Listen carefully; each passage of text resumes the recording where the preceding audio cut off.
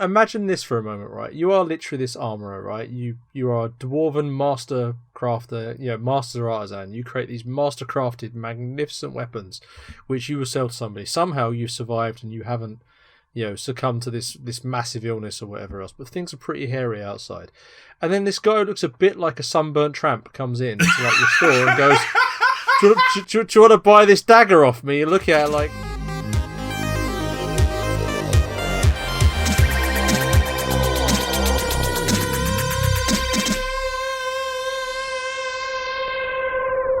Hello, Blank, and welcome to Memory Card Lane, the nostalgia show brought to your eyes and ears by the First Aid Spray podcast and our wonderful backers over at Patreon. You can support the show for as little as $1 a month, and additional tiers offer early access and bonus, something like that, offer additional tiers and access to early and bonus content just like this. To find out more, visit patreon.com/FASprayPod. In this bonus episode, which isn't actually a bonus episode, we are discussing FAXANADU. And this is a point where I need to apologise to Jordan for saying to him it's FAXANADU. Apparently this is something I have learned. Anyway, I'm your host Sherwin, and joining me for this is none other than Stephen. Hello. Yes, and also Jordan. Hi, Brian Blessed. Great to have you on the show. Yes. Anyway, I'm not going to do that voice for the rest of the show. I want to give us some spunk to this intro. Thanks, because we have to do a voice for the rest of the intros for the series. How am I supposed to follow that? Well, that sounds like a Jordan problem.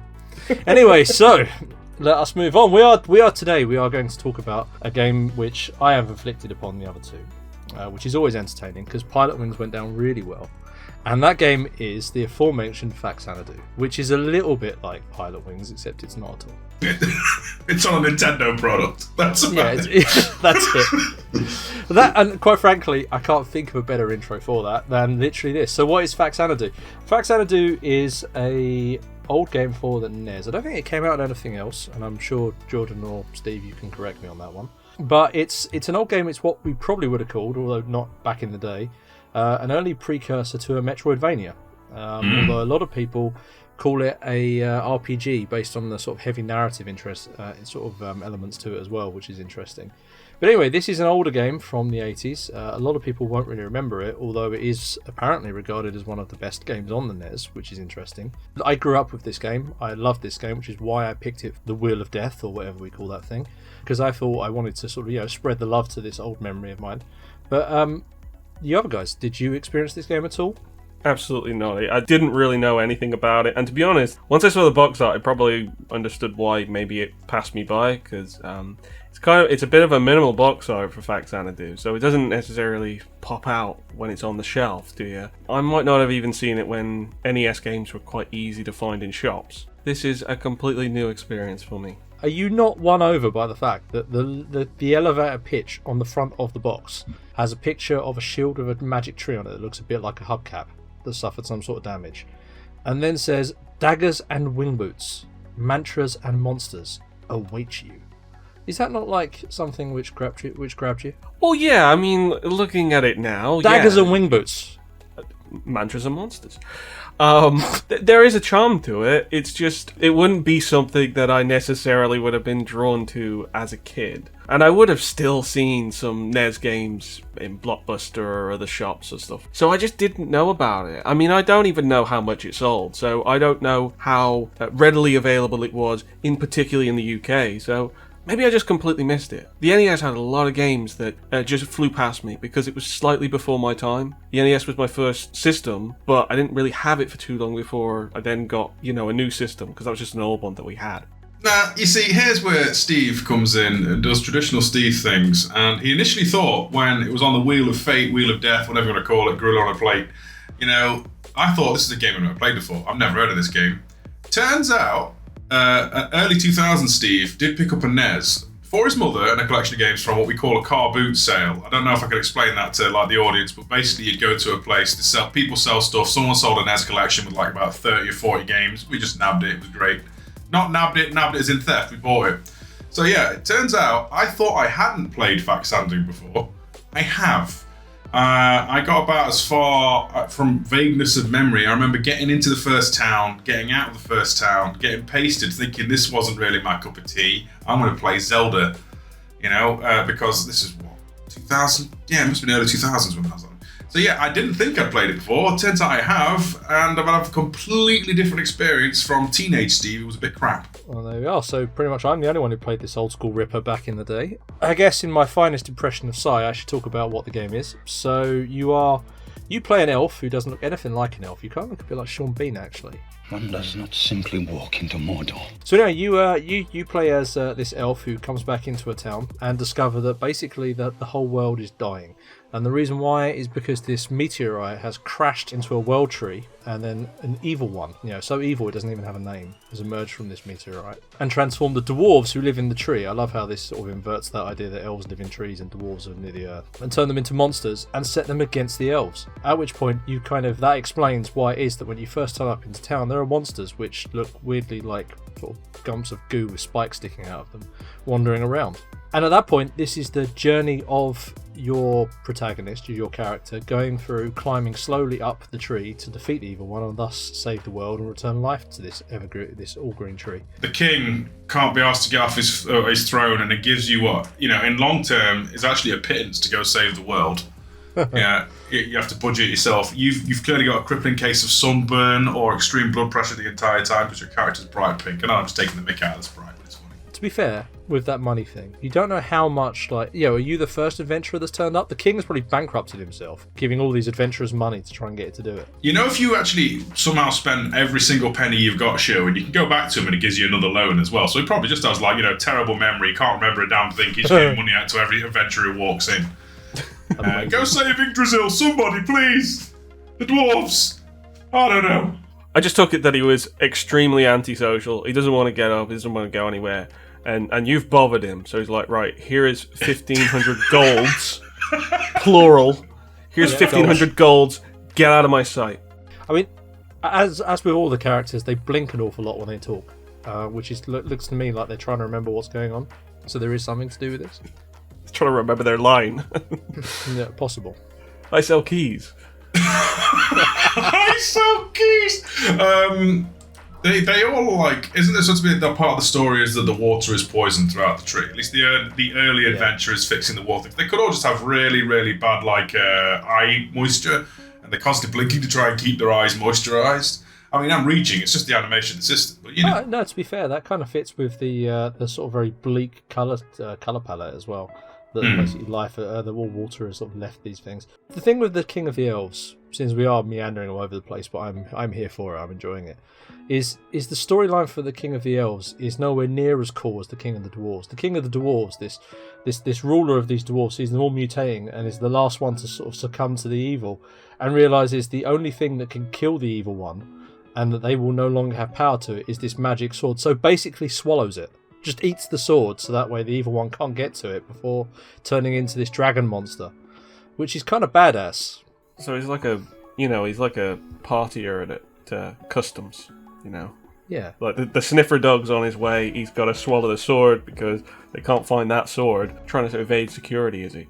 I mean, Jordan, you had to ruin that for me. There's me thinking he's 100% dwarven badass. You're like, no, he's basically just a drug dealer, trying to escape from a sniffer dog. Just a drug mule. Not even a dealer. It's not even a lord. He's not the drug lord. I'm trying to figure out whether he swallowed it or if it went in another route now. And I've said drug smuggler. I have horrible, horrible, horrible thoughts. I mean, it'll change your thoughts about sword swallowers when you go on holiday. I'm going to see some guys taking a flaming sword, putting it down his throat, and I'll come up to him and be like whispering to him, "Who are you hiding it from?" The evil one. Well, it's strange that it's just called the evil one. I suppose an abominable evil from space doesn't get a big name. It just wrecks the entire world tree. I have to say, before we go any further, a lot of this lore is quite new to me because my experience was entirely based within the game, and while you get a lot of information from the NPCs, I'll say that now, I definitely think it probably helps if you've read the manual or read a little bit of a backstory on this game. I saw the opening where you've got the hero heading towards the tree from distance. I just thought he was going to a town. I didn't think that the whole world was within that tree. Is that the case? You kind of, yeah. Like at the start, the town is outside, and then the first bit is you walking up to, and then the first dungeon is you entering the tree. It's one of those things that I think maybe is more of a sort of an older game trait where not only were sort of manuals more regular to come by, but they were also fairly important because there was only so much information that they could obviously relay through the game, through either its visuals or its gameplay or its dialogue, and so it was always good to have that backstory either on the back of the box or especially in a manual. Because, I used to do that all the time when I'd be like getting home, before I got home to actually play a game. First thing you do, pull out the manual, read that on the way home. It's exciting, and I think I've probably missed a little bit of the experience. I'm not saying that there was a great deal in the manual, but I bet there was a decent amount of story that gets you started at least. For me, I was just a random stranger just coming into town. Here's 1,500 golds. Go forth and do your thing, hero. Well, do you know, this is the point where I think it's probably best at this stage. I'm going to ask, what's your... you guys both played this for the first time, and I could happily sit here and gush about this game for too long, and we'll possibly give you a theory at the end that occurred to me about this game.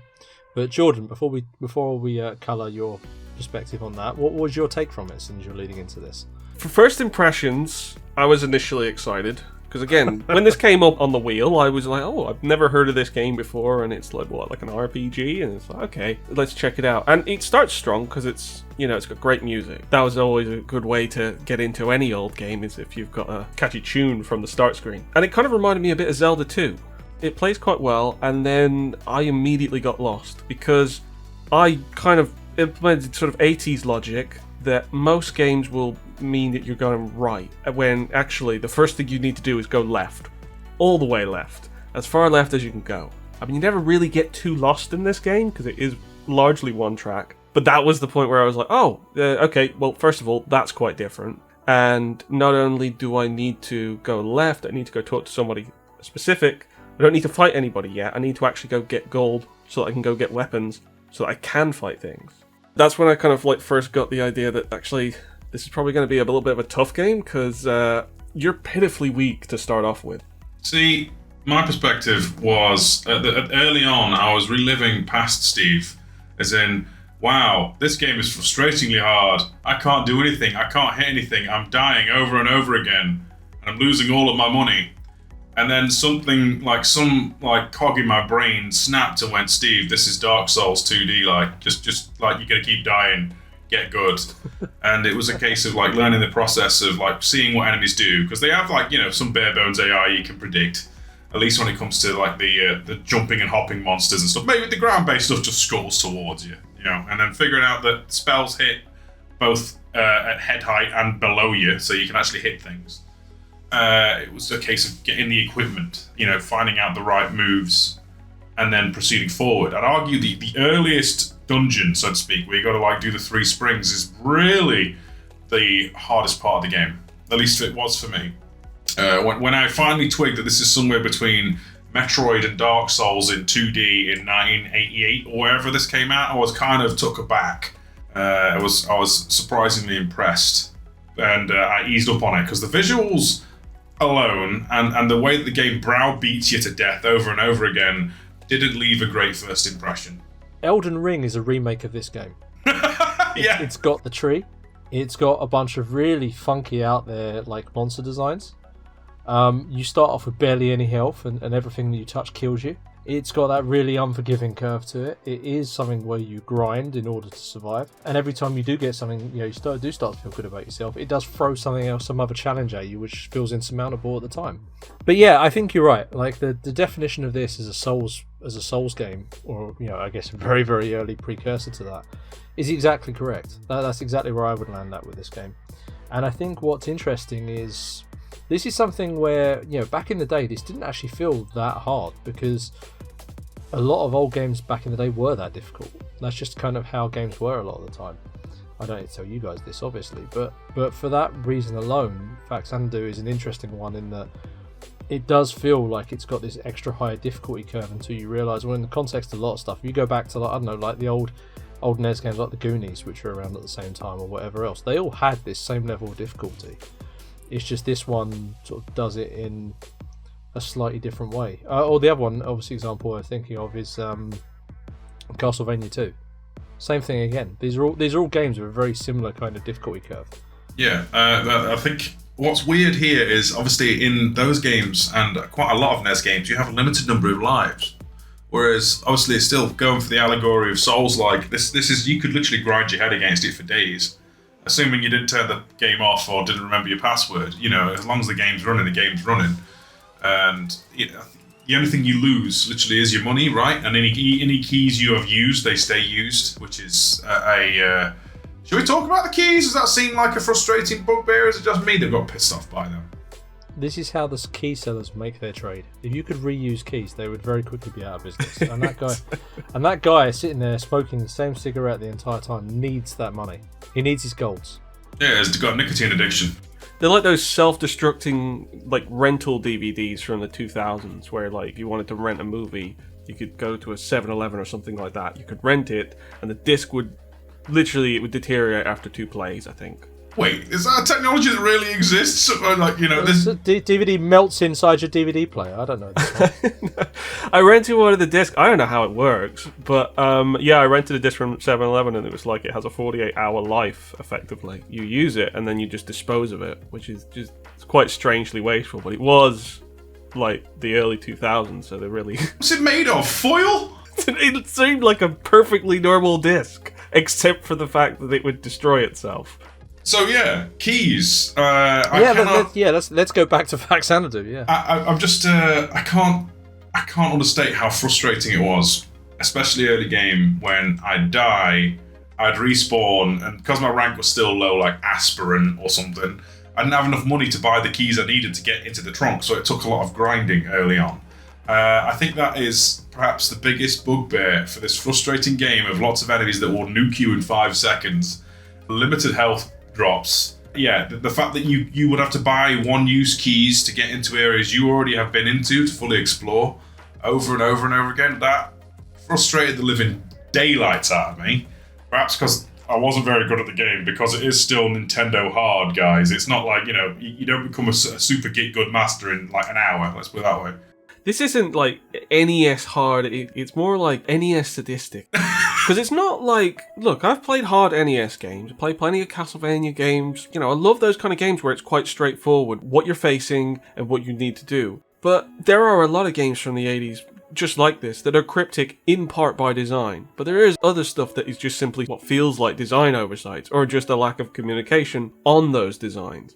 And that's the problem, is that you can end up getting yourself into a tangle without really knowing it for a while. You can end up going on the wrong path or picking up an item that you really shouldn't have. This is the only issue with a game like this now, is because you're most likely going to experience something like FAXANADU without necessarily the social environment that you might have done if you were growing up with it. A lot of games that I played as a kid could be pretty tough, or they might have lots of secrets that you don't necessarily know. But you might have a friend who's a little bit further along than you, or has found something that you didn't see. And you can kind of trade and swap tips and stuff like that. And I felt like a lot of games were kind of almost designed with that in mind back then. That it was something, a fun secret to find out. They used to talk about how cryptic things like Simon's Quest were, with the strange tornado trick. These are all kind of almost like playground myths that you kind of passed around. It's like, oh, if you go to this place, you can get this, or whatever. That's what this game kind of feels like a little bit. There's probably a little bit of an experience missing if you're just playing the game now and trying to kind of treat it as any kind of other regular title, that everything else is sort of presented in front of you, and not necessarily something that, frankly, probably requires a few playthroughs to properly get. Or at least a bit of time in between. That's the one thing I'd do a little bit different, is that I'd maybe read up a little bit more before I next played it, but I'd also take a little bit of time out to think about the game. It definitely, I think you're right. The fact that, at least in my case, I'm spoiled. I've played that many Metroidvanias, that many Castlevania and Souls games, that it's kind of like that's kind of built a foundational malaise for me to get through this kind of thing. I don't think younger me could do that, because I hadn't experienced those games then to get into that mindset. And obviously, if I get stuck now, what do I do in this misty wood place? I'll Google it. I don't quite have that access. Well, I suppose I would have done theoretically in the early 2000s, but if I played this in the 80s, I wouldn't have. Yeah, I mean, this is absolutely one of those games that, if I was growing up with it, it would do one of two things to me. At points, it would be a game that would probably send me outside crying because I was so frustrated because I went in the wrong dungeon and I picked up an item that halves my power for some reason. Dependent. Yeah, I should have warned you about that. Or it would be something where I wouldn't beat it straight away. It would probably be something that I would do over like a summer or, part of a year. I'd keep coming back to it and getting a little bit further. And there were tons of games that were like that as a kid where it was almost mythical to get to like, the 7th stage or something like that, or see particular bosses. You might even see pictures of the bosses in the manuals that you've never seen before, and it's exciting because it's like, wow, that could take forever to get to them. Nowadays, it's more of a case that I'll sort of sit through and really try and slog through in one go, which isn't always the correct way to do it, because sometimes it's nice to have a little breathing space in between your playthroughs. This is definitely one of those kind of games that I would come back to over time and eventually build up to the point there. One afternoon I'll suddenly be like, this is it. I'm at the end. I'm going to face the final boss after all this big journey over all of these different playthroughs I've done through weeks and weeks and weeks and passing notes back and forth and like writing down maps or hints and stuff. And so that's probably an experience that is more exclusive to the time that it came out. Yeah, I think that's a really fair way to describe it. I mean, I can obviously only speak to my experience, but back in the day we didn't have games were expensive, similar sort of price to what they are now. Actually, it's really interesting how much games have always consistently retained that price tag they generally are at. We just simply didn't have the money to go and buy lots and lots of games. So when you got this thing, you played it, and you did play it over a long period of time, exactly as you say. It wasn't something where you blasted through this thing and want to finish it in a weekend. You want to carry on playing this thing for the next 6 months or whatever, because that's how long it's going to take you to save your pennies up to go buy the next one.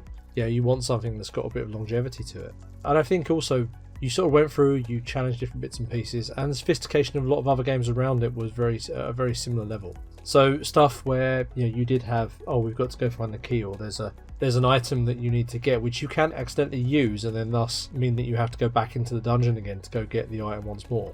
Well, like the elixir that you accidentally pick up, and then you need to give it to somebody, but then somebody stabs you and you have to use it. Yeah, exactly. Stuff like that. The lack of sophistication in the game wasn't unusual then. That was just kind of something that you saw in lots of different games. There's like I remember the very big turning point I remember when I was a kid is when you get like the best armor at the end of the game, and you can't wear it unless you have the other bits to go with it. So therefore you kind of, oh wow, I've got this awesome set of armor, wait, I can't use it? The best part there, listeners, is that it gives you this armor and this is it like a helmet? It's a helmet, yeah. Yeah, and you get this in like the area preceding where you can actually even equip it, which is mean. So you kind of get it, and you're like, okay, I can't use it. So you spend like 5 minutes in the menu screen going, this game is bugged, I can't use this thing. Oh well, never mind. And then you kind of go on and get a little bit further, then get to the other part that means, okay, now I can put these things together and actually use the armor set. That's the bit where you kind of go, oh, okay, that now makes sense. Back then it did. Now you'd be screaming at the screen saying that's bad programming. So it's just kind of part of what it is. The pendant's an interesting one because the legend tells that that's actually something where it was supposed to do the opposite effect to what it's doing to you, Jordan. Where the idea was originally the character is actually supposed to be weaker than they are, and the pendant is supposed to double their attack power. Right. And then what actually happened was somewhere in some glitch in the programming, I'm guessing some madman at FAXANADU HQs went, no, this game is really tough, we need to give them the increased damage power, and then the weird programming basically meant the pendant put you in Dark Souls mode. And thus the pendant run probably exists now for FAXANADU players, that they always go for the pendant. I do wonder, obviously it would be possible because you can set up any kind of controller with an emulator given enough effort. You know how Dark Souls has people who played it using literally bananas, potatoes, dance mats, Guitar Hero controllers. I wonder if there is a gimmick FAXANADU playthrough where they just use some kind of gimmicked controller or some other homemade rule set. Maybe they can try and replicate the keys. So they're using a controller, and then once they've used the key, they have to dispose of that controller, and then they have to use a new controller to play the rest of the game until they use another key. Then they have to get rid of that controller. But the best part is you can just stock up on the same colour controller or whatever, the same type of key really early in the game, and then thus save a whole bunch of golds for later on, because it is the same keys. Like there's the J key that you use in multiple occasions. Just the people who own in the stores are charging you more money as you go up higher in the tree. There you go. Like, if you've got that experience of sort of knowing, right, actually, I'm going to be having that same key needed later on, I might as well level grind in the early areas. I mean, it's good to just level grind in the early areas to begin with, because I think everybody wants that magic shield that you come across at a very early shop. Right. That just sort of tantalizes you. You say, well, you know, it's... How long could that be? Like, half an hour grinding? Yeah, definitely, at least that. But it's worth it. Yeah, but tell that to an 8-year-old child in 1988 or something like that. Very different. Like, that's too expensive, I've got to keep moving. Especially if they forget their mantra. Well, and this is the point, you know, mantras, it's on the front of the cover of the box. It's important. There's actually, like, lots of cute lore about this. You know, the whole how the mantras are the way you survive and the way that you resurrect is because you remember your mantra as you die. Apparently all the monsters are doing it too. Like, I can't remember who says it, but all the dwarves know their mantras, evil as they are, or something. I do love the fact that there is those little bits, like the weapon, the helmet, and the armor that Sherman was talking about earlier. Literally is all explained by some random monk in some monastery that's not like in a town. It's just in the middle of some desolate wasteland. And it's like all these little cute little game things. And then you look at like Zelda 2 with I Am Error and think, what could have been? It's not error, it's error. Error. There's a little bit of a roll to it, right? It's a very popular Hylian name, okay? Oh, okay. We're in the lip my stockings territory there, I think.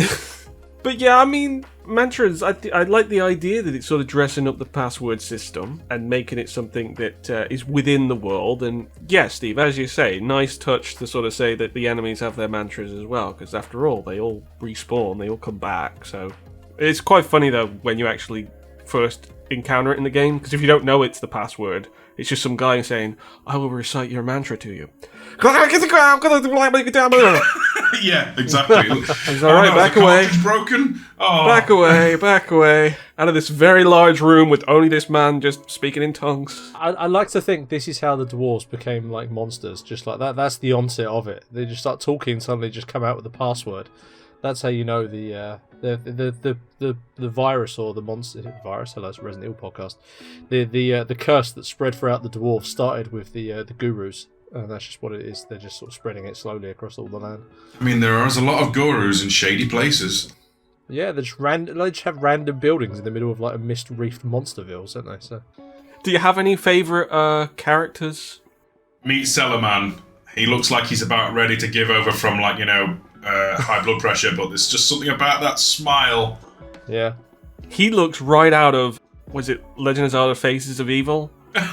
He looks right out of the CDR games. He looks like he's going to run off and say, my pie's burning, or something like that. Where are you heading, partner? I'm going to fight Slutgo. Don't fight him, feed him! Something spicy. Know what I mean? I think it helps that he's got a bit more of an angle to him. He's not just like looking at your face on like a lot of them are. Chain-smoking Keyman as well. He gets around. Only sells 2 types of keys, but has got about 50 keys on his wall. Yeah, right. I always wondered this. It's the same as when you go see the... So for me, the classic was always the guy you go in and like the weaponsmith. And he's like, I don't really... These are the only items I'm willing to sell you. And you look at it going, you've clearly got lots more gear in the shop, on the walls, everywhere. Why are you not selling me this stuff? They always kind of look a little bit like they've just like set up. Like it's like a new vape shop. They really don't have the stock to fill that place out, so everything's just fucking taped to the wall. That's a demo, Naga. You can't use that. You got to get this cheap one here. It's 400 golds, please. My favourite would have to be, I thought he was a doctor, a healer of some sort, who sits on his throne and charges you at least like 500 golds to be healed. And I don't know, it's just the idea of kind of going into a place and thinking, oh, this is kind of like the hospital. If I go in here, I'll be healed, I'll be taken care of. And then when you go in there, it's this big hollowed hall and he's sitting up on this high throne. Here's the thing, if a hospital was like this, it would be nightmarish. It'd be like going in, groveling, can you heal me, please? I think it's a searing indictment of the American healthcare system, to be honest. I just love the fact that he looks somewhere like a cross between Del Boy and a mob boss. I think my favourite has to be the guy who has the gym, who wants to teach you a martial art, who give you a martial art lesson if you remember him. He looks so intense, like just stares straight through you, like literally he's got that sort of you are a weakling, you need to learn a martial art to be cool kind of thing. What does he do? I don't think I used him. What did he do? Does it give you more experience? I didn't pay attention, but maybe that would be... Do you know, here's the thing. I always jumped out as a child because I never really had the gold. So I could do a martial art lesson, but I'd much rather learn kind of like, could buy a weapon or kind of buy the valuable keys I needed. You never have enough gold to actually get a martial art from him. I think if memory serves, I think he gives you a little bit of... It's either him or it's the... I didn't do it on this playthrough. It's either him or it's the guy who wants to sell you... is it Fish or something or other? The guy in the green vest? I can't remember who he is now. Who basically gives you... I think he gives you a little bit of health. No, it's dried meat. That's what it is. Dried meat guy does like a third of your health for like a fraction of the price of Del Boy. I'm not sure what the fighter does. If it is experience, that is literally shooting yourself in the foot, as I have come to read this afternoon. It turns out like there's various power-ups throughout the game, listeners, like wingboots, for example, that let you fly, and then there's like some ointment that negates damage from all incoming sources. The higher your experience rank, the less time you have to use these power-ups. Your power-ups get weaker the more experience you get. The trade-off is when you die, you respawn with more golds to spend on the power-ups that now have less time to use, which is harsh. Is there any point where you think that could be game-breaking? Because if you, say, for some reason you decide you want to level grind for 10 hours in the opening section, and you get yourself to an experience degree which makes, say, the wing boots only last 10 seconds or something like that. I think most activities that require the wing boots to use, thankfully, can be cleared in about 10 seconds. But if you did bring down the number of seconds that you can actually use that item, which is required for certain portions of the game, you would really kind of put yourself in a tough corner. Yeah, you'd have a lot of experience, but you might actually limit use of key items, which, is a curious point, I guess. I don't know if you'd soft lock, but I'd imagine you might have to have multiple wing boots in your possession at worst case. It's definitely brutal. It's good though. In some regards, it's good because some of the power-ups, like the wing boots in particular, if you know what you're doing, can completely ruin a boss fight. I mean, make it so they're trivial. You just hover in place and keep whacking them in the face. It's kind of cathartic in that way. Although to be fair, I'd argue some of the bosses in this. I mean, I know we haven't really talked about the enemies themselves, but the bosses, except for maybe the last two, are a bit. They look cool but don't do anything impressive. Yeah, and okay, so let's go back to the more conventional things. So sort of start looking at different bits. So gameplay wise, let's jump in with that. So this is a Metroidvania, as we talked about, or what now we call a Metroidvania. It wasn't at the time. And layers in a few more elements of traditional RPG stuff. So lots of NPCs, lots of dialogue, as Steve said, lots of bits and pieces to do. You do have exploding keys. That sort of stuff is a new mechanic just for this game that sadly didn't take on. I mean, how about you guys? How did you find the overall game of itself? I mean, I found, from responsiveness and everything else, pretty straightforward for me. Didn't really struggle casting spells or anything. Fairly intuitive in terms of the lack of buttons on the NES. Honestly, it took me a few goes to actually get the menu to behave and like equip a weapon and fire off a spell and use an item. But once it was there, it was, oh yeah, that makes sense. Like it's Castlevania rules. You hold up, you press the attack button, you use your sub weapon, which in this case is your equipped spell. There is quite a few of those. Most of them are just chuck a projectile forward. And then there's is it Tilt, which is like a homing death ball that looks really tiny and explodes. That's amazing. I love that one. This may or may not make it onto the pod, but I have to admit I did thoroughly enjoy watching Jordan go around the first dungeon, do a lap, trying to make one jump, to then finally land a jump. And on this perilous ledge, there was poison, which killed him, at which we both collectively sighed and went, ah, and screamed. So there is definitely a community aspect to just watching how much this game can really kick you in the balls. That's perfect, Steve, that you bring it up. Not the poison border, which, whatever, They clearly intended it as a trap. It's not signposted in any way that it's a dangerous substance to go near. It's just a case that it catches people out. But the jumping... Oh god, yeah, no. That shouldn't be hard. like, combat was snappy enough, movement was perfectly fine, the game runs perfectly fine as well, but the platforming was kind of weak. There's a lot of points where I just felt like I really had to just pixel crawl right on the edge of a ledge in order to make any of those kind of jumps, which should be normal jumps to make. There's a crazy amount of like weight to your character. The second you're not jumping upwards, you fall like almost instantly dead, like a stone. Yeah, absolutely. There's lots of little things that are just, you know, kind of annoying. Obviously, disintegrating keys, right? Things like the button combos, I took a while to get used to, because obviously most items, I believe it's B and down in order to use them. You have to equip them, then use them by pressing B and down. Except for keys, which I think you just press up as long as you're in front of a door. Yeah, they have to be equipped though. For some reason, you can't have your keys in your pocket. You have to have them in your hand, metaphorically speaking. Yeah, and so there's a couple moments where I just kind of got tripped up on that. Again, I'm not holding it against the game too much, just because I think I was just being a little dumb and maybe not getting right into the mindset of this game from originally 1987. But one thing that I can't really find a justification for personally, I don't really get it, and I don't think they should have done it, was you can't sell back items to all stores. Very specific ones. They basically have to be selling the same item that you have. So if you get a better piece of armor, and you've got an old piece of armor that's just sort of sitting there in your inventory, you have to go back to one of the stores that actually sells that in order to sell it back to them. Otherwise, they'll blank you. They'll be like, you don't have anything to sell. Which I was like, why? Why? I just want to get rid of this. Wait, so if you say you bought a dagger in the starting area and then you got to the blacksmith, for want of a better term, in a late game town, you won't be able to sell your dagger to him. You'd have to go all the way back to the start. Yeah. That is insane. No, that is dumb. It's real life. You can't go into an iPhone store and start selling them an Android. I was gonna like plead with Sharon, like give us like some kind of context to this, maybe something to do with the game design at the time or whatever. No, it's just real life. just teaching us the hardships. I mean, the further you get up this tree, the more expensive stuff gets. So there's clearly a poverty situation going on as well. Imagine this for a moment, right? You are literally this armourer, right? You are a dwarven master crafter, master artisan. You create these master crafted, magnificent weapons, which you will sell to somebody. Somehow you've survived and you haven't, succumbed to this massive illness or whatever else. But things are pretty hairy outside.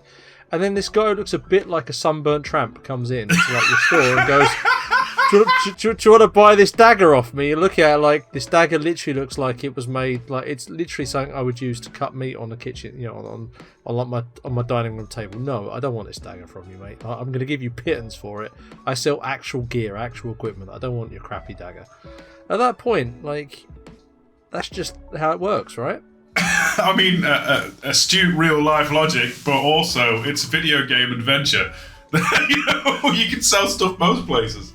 Well, we'll just see what the Citizens Advice Bureau has to say about this. Yeah, exactly.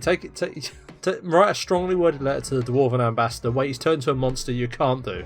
Well, I hate to break it to you, but I think the King's not in a good way. Yeah, exactly. He's had a rough time. So I take on board what you're saying. It's interesting because listening to you talk about the jumping system makes me wonder. There's this thing that happens with Metroidvanias where I listen to people talking about platformers and stuff, and they always say, oh, this was really hard, or this was challenging, or whatever else, and I always go, really? I didn't find that. It may be because 1,000 years ago when I was young, I cut my teeth on games like this where they would just punish you and you just literally get good, and I wonder whether that's something to reason as to why it is that I never find a lot of platformers challenging in terms of their jumps or their physics or anything else. Because I had to play games like this. It's a hallmark of the time that there were some very... And I don't even necessarily think they were designed this way. Like, it was deliberate how they had the sort of the placements of the enemies.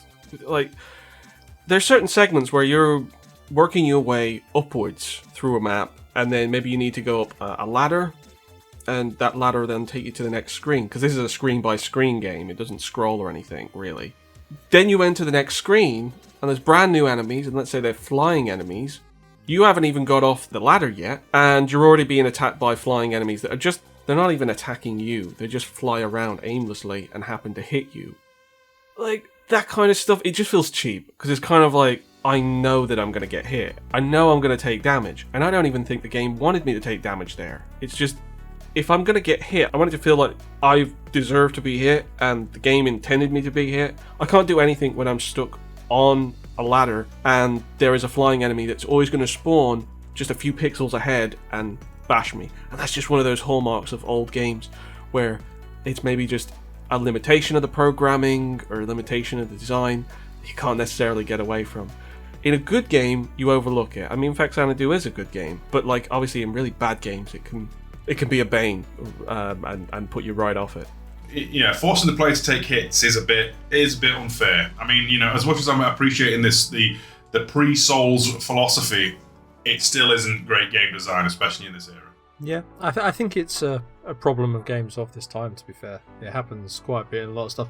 Some of the old Mega Man games have a similar sort of issue. Alright, cool. Well, with that in mind, let's move on to...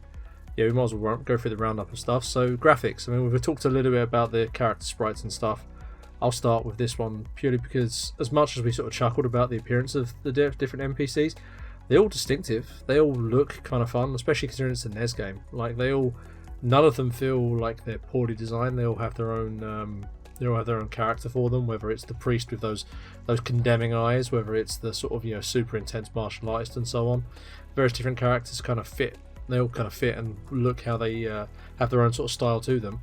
In terms of the actual main world itself, like I've read a few different reviews where people said, it's really bland, like lots of shades of brown and that stuff. But if you think about, as we hinted on earlier, the lore of the world where water is sort of drying up everywhere, so everything is kind of starting to rot and die. That sort of stuff works really, really well. Dungeons, switch to a coal palette, actually looks quite well. Actually looks quite good that way. A lot of the bosses reuse that sort of very deep and foreboding kind of onyx kind of colour to them. I actually quite like the graphics of this game. I think are really solid. It's one of the better parts of it. Yeah, I was aesthetic. It's a weird one. I don't care for the colour tone myself, but I can appreciate the actual pixel art and the aesthetic that they put across. It does get better, I feel like, as the game goes on. When you start at the bottom of the tree, it's all kind of sandy, dead, and wood. And you eventually get to like a misty covered poisonous land, and then you get into the tree branches and stuff, and then you get to like late game is like wacky dungeons of weird colours. So as the game does have those colours in it, it chooses to be as I don't think this term really is applicable, but realistic. It's very earth tony until you get to the more weird and magical crazy stuff. I just feel like the colour tone is very earthy and boring, but the actual design and the actual aesthetic they put forward is good. If that makes any sense. It makes it look like the world is lifeless though, so your mileage may vary, I guess.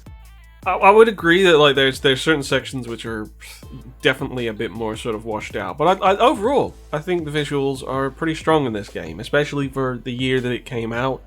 87. It's still sort of fairly early into that 8-bit generation. You look at Zelda 1, you look at Metroid 1, the closest contemporaries, and Zelda 2. The pixel art is off the charts in comparison to those games. They have the vibrant colour, but they don't have the definition. Yeah, and it's, it was not always a game's prerogative to even go full on with the backgrounds, as you see in FAXANADU. I think actually, for the most part, the backgrounds can look quite often excellent.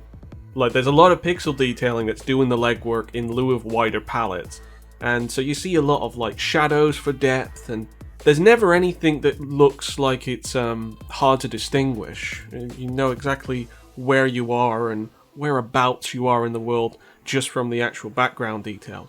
And I think it was clever use of the colour palette itself to get enough vibrancy out of the game that your character sticks out, the enemy sticks out, the background sticks out, and then other important elements like platforming all stick out from one another without having to be too blocky in colour tone. So you'll see enemies maybe change colour, or you might even change a little bit of colour as well, especially with your armour changing and that. And yet you always sort of pop out from the background itself. It's only really maybe one or two areas where it's just very gold or very brown. I think it's sort of during the like three fountains task. that you're more likely to see that, then it just gets a little bit bogged down. But there was ambition here, because, I mean, you think of, like, the mist area that comes a little bit later. I have to say that it's quite ambitious what they're trying there. They're at least trying to add a certain level of foreground to the mist and obscure the enemies. And even despite that, even despite what I presume was kind of like quite a code-heavy implementation and effect, it never takes away from the actual gameplay itself. Enemies are always clear, you're always clear, and the gameplay never chugs. So I really appreciate that they gave it a try. I think it was about as far as they could go with the effect. But clearly somebody had it in mind. They wanted this more mysterious aspect to, that sort of second area, as it were, halfway through the game. And I think he pulled it off for the most part. I do wonder what it would look like on a CRT, I have to be honest. Amazing. It would change your life, Steve. That's what it was. So, and speaking of amazing, it is now the point to talk about what is the best part of this game. It has the most amazing soundtrack.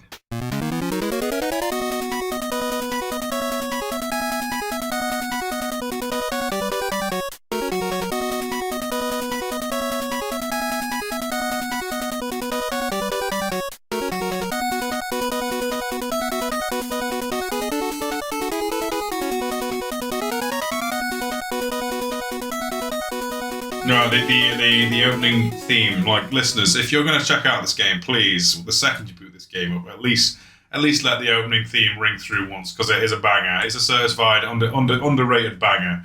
In fact, I think the overworld themes are generally good, like catchy little tunes. The only ones that really went the opposite way was Mistworld, which is, I suppose, fitting. It's meant to be like ground zero for the whole horrible things. It's all very droning. And the dungeons, there's only like 2 dungeon themes, isn't there? One for the regular one and one for the last. The final dungeon gets its own slight remix. But generally it's all catchy little bebop stuff, like do do do do do and whatnot. That's exactly how it sounds, Steve. I ain't good at acapella.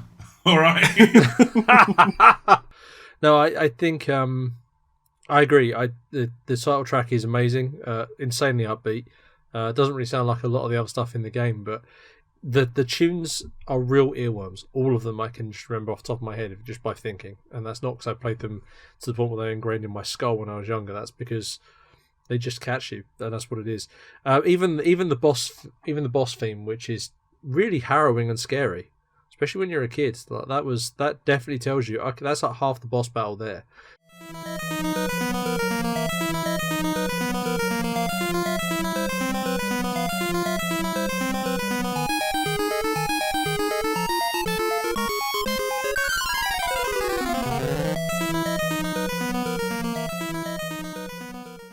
So much of FAXANADU's setting is, we talked about the background art and the other bits and pieces.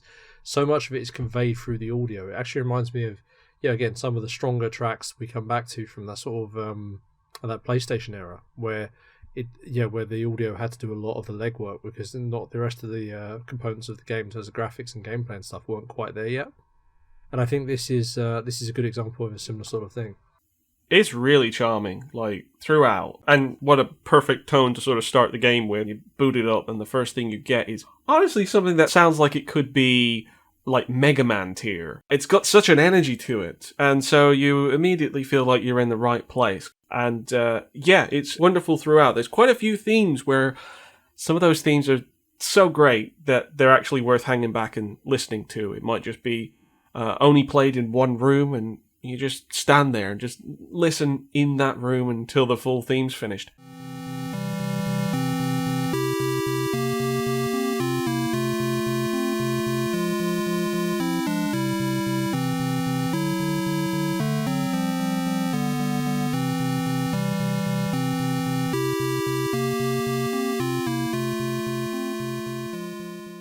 I think that RPG vibes come heavily from the soundtrack itself, because it just reminded me of things like Dragon Quest and, maybe some early Final Fantasy as well.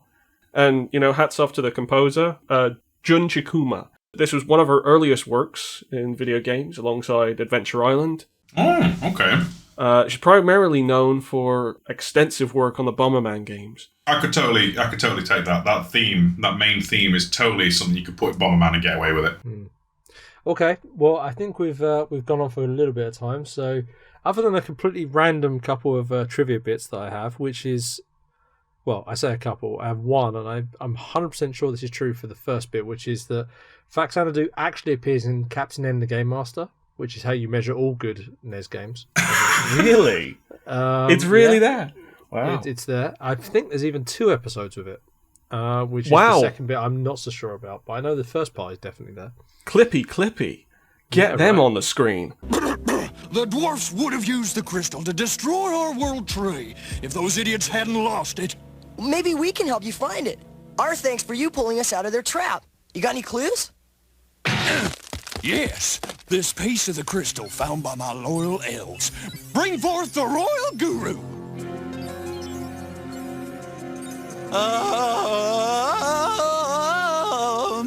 Right, there you go. So that's the first bit.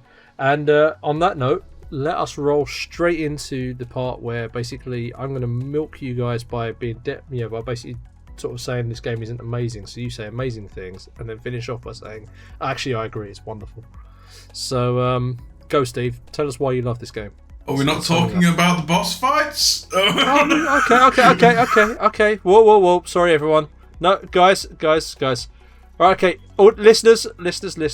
For the sake of your ears and keeping things moving at pace, I was right about done to talk about why this game's great. Steve is now going to tell you why this game is great, and then follow it up with boss fights are amazing, and that's why this game is great, and I think my score is the 1 billion out of 10. Okay. So, yes. The game, right, is surprisingly, if you look at it from the right mindset, is really kind of enjoyable. You have to have that Souls-like mindset, or at least the Metroidvania style mindset, and then you get into it. The boss fights, however, probably drag it down a bit. They are a bit crap. And Jordan, you did fight some. When I sat in with you on your pre-roll to do this, that weird flying bat thing, anything that's a sprite that's above your character in terms of height and size is considered a boss. Some become regular enemies. Some have the AI where they just jump over you. They're kind of weak. But getting around the environment and the actual adventure itself is really nice. Mission Impossible keys aside, I would honestly say this has been a pleasant surprise as a game to have that I have no real true knowledge of and have to play, and it'll leave a mark on me. So I'm going to actually say thank you to Sherwin for recommending us FAXANADU on the old Wheel of Death. It was good. Yeah, I wouldn't say it's the best NES game ever, but it's certainly one that I'm going to appreciate more now. Look, I really don't want to be hard on FAXANADU, because I am very likely going to go back and actually beat it. In that experience that I said it works best is that you need to kind of know what you're getting into before you can properly sort of truly play it. And I mean, that was a hallmark of a lot of games from that period of time. So it's not a FAXANADU problem. It's not even necessarily a problem. But it is something from that time of those classic games. And it's just something you got to be prepared for. So if you're listening to this podcast and you've never checked out FAXANADU, well, now you know. Now you're prepared for the disintegrating keys and, some of the more cryptic things that you need to do. Overall, it's a very charming game, and I think that it does a lot for something that came out in 1987, where was a bit sort of directionless exactly where those kind of action adventures / RPGs were going. And they were very soon going to find out exactly where they were going as larger franchises started to sort of take shape. It's not like the longest game in existence. It doesn't actually take you that long once you know what you're doing. You just require a little bit of getting used to everything. And I think I kind of missed out on a little part of that in anticipation for recording this.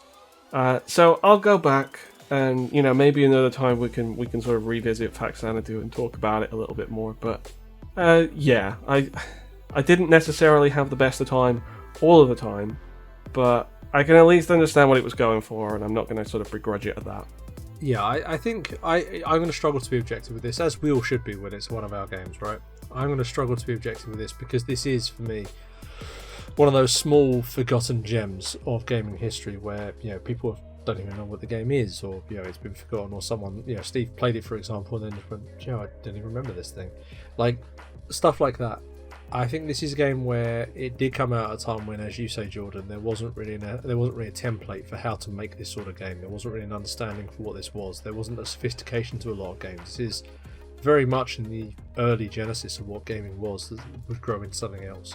This is a game that is leaps and bounds ahead of some of its contemporaries, and it's something where I think there's exactly as you say again. There's charm to it. There's a real character to how this game feels, to how it plays, to how it presents itself. Yeah, it's not perfect. It's not the most amazing game you're going to play, but a lot of that is sort of quality of life polish that we would understand now that you wouldn't necessarily know back then. It is knowing stuff like keys that explode and so on. And yeah, that's just a small thing of how it works. There's lots of stuff going forward which actually has stuck around under the radar, and then eventually evolved into this big sprawling thing called Dark Souls. There's lots of that in terms of the difficulty curve or how punishing it is in places or whatever else. There's lots of stuff about it which kind of evolved with that. So yeah, I think that's all of which makes FAXANADU a very, very valid game for anybody who wants to sort of pay a piece of gaming history and also go back and see some of these fun old games we're talking about. It's definitely one I recommend for that exact reason. I don't even know if it actually got completed or not, because I don't know too much about this, but apparently there was a fan project to remaster FAXANADU. Funnily enough, I don't know anything about this except that I do know that having typed in FAXANADU on a couple of Google searches, the first thing that came up is FAXANADU Remastered, so I guess that got made and is somewhere out there. Yeah, it seems like it kind of maybe adds some extra treasure and widescreen capabilities. I don't know more beyond that. But I imagine there's probably more details to that. But I just thought I'd bring it up just because obviously there had been enough of a community, even if niche, to actually put together some kind of project to revitalize FAXANADU and sort of give it sort of a fresh coat of paint, or albeit more of a widescreen mod. But yeah, it might be worth for people to look out for, especially because it's always nice to sort of like see a greater amount of the screen. You don't probably have to do as much of the screen-to-screen transitions, probably more scrolling. So that's pretty cool. Built-in auto map would be nice. Just saying, a map you can have. Yes. The map. Those mod cons that even Metroid didn't have at the time, so I'm trying to cut it some slack. But a map would be nice. But I love that stuff. I love when you don't even necessarily know about a game until you just hear about it on the wheel, and then you find out that it had enough of a vibrant community that a few people actually wanted to go ahead and do a fan project to give it another run through, and I think that's awesome. So hopefully that got completed and is available and worth checking out. I love that kind of stuff. Anyway, it is time for the wheel. We have Overblood, MechWarrior 2 Mercenaries, Bart's Nightmare, Croc, and Shadow Man. Just 5 titles left now. What's it gonna be? Let's find out. The wheel is now spinning. Come on, Overblood. And our next game will be Bart's Nightmare. Alright. Oh. Go ahead, Bart's Nightmare. Whose game was that? That was mine. Steve. Oh, okay. That was cool. mine. And while Sharon was talking earlier about the fact that there's a bias around our picks, I don't have a bias for this pick. I hate this game, and I'm kind of looking forward to what you guys are going to feel about it. It's another NES title, right? No, it's Super Nintendo and Mega Drive. Oh, okay. So pick your poison, but rest assured, it's both poison. I played this game back in the day, and I hated it. So this is going to be quite entertaining, if nothing else. But you hear what Sharon just said then? Right, imagine that. But it's 45 minutes long, and me and Steve are doing it too. It's going to be a great episode. Well, this is really, to be fair, we started this whole adventure with Excalibur. I mean, it's only fitting that we should also have the occasional Excalibur episode going through it, because it can't all be the game of the series, which is FAXANADU so far. So thank you everybody for listening, watching, and enjoying our content. Sherwin, do we have an outro? And thus ended the fable of FAXANADU, the most amazingest game that ever came to Memory Card Lane. I've been your host, Sherwin, and I've been joined this time by Steve, who has a pair of wingboots. Hello, Steve. Say goodbye. Goodbye! That presumably was Steve with his wingboots run out and he fell out of the sky. Ah! And Jordan, say goodbye. No, Brian Blessed.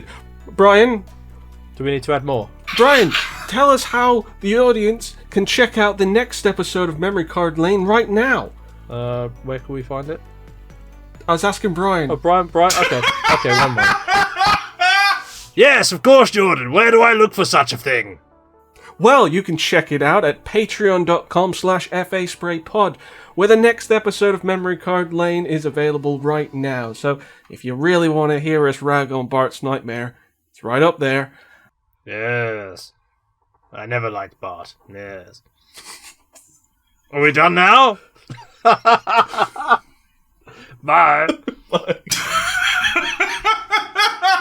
Bye, everybody. Glorious. That's the best outro ever, guys.